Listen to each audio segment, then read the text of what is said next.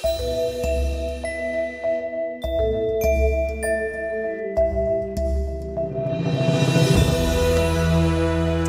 po mga kapuso, sa susunod na buwan, mababawasan ang alokasyon ng tubig sa Metro Manila mula po sa Angat Dam. Kasunod pa rin po yan ng inaasahang pagpapatuloy na epekto ng El Nino. 90% ng supply ng tubig ng Metro Manila ay galing po sa Angat Dam. Ayon sa National Water Resources Board, magiging 48 cubic meters per second ang alokasyon simula April 16 hanggang April 30. Mula po yan sa 50 cubic meters. Posible raw na mas bumaba pa yan kung patuloy na hindi uulan sa Angat Watershed. Sabi naman ng Metropolitan Water Works and Sewerage System o MWSS, hindi mawawala ng tubig ang mga umaasa sa kanilang supply. Mababawasan lang yan ng lakas at ng pressure. Nagdagdag na raw sila ng ibang water sources.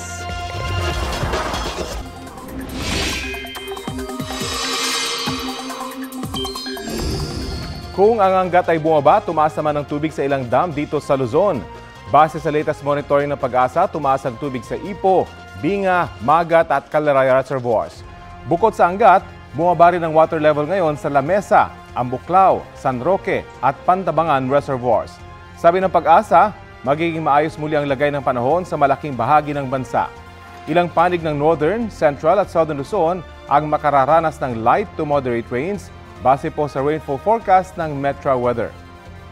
Uulanin din ang ilang lugar sa Visayas at Mindanao. Posible ang heavy rains na maaaring magdulot ng baha o landslide. Bukas, mas dadami ang mga lugar sa Luzon na makararanas ng light to moderate rains.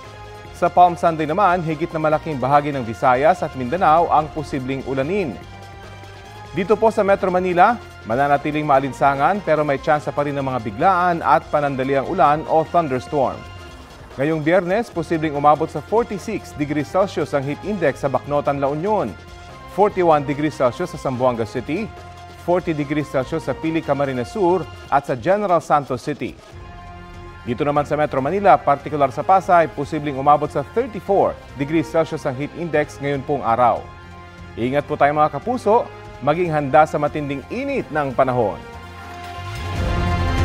Kapuso, alamin ang maiinit na balita. Bisitahin at mag-subscribe sa GMA Integrated News sa YouTube. Sa mga kapuso abroad, samahan nyo kami sa GMA Pinoy TV at sa www.gmanews.tv.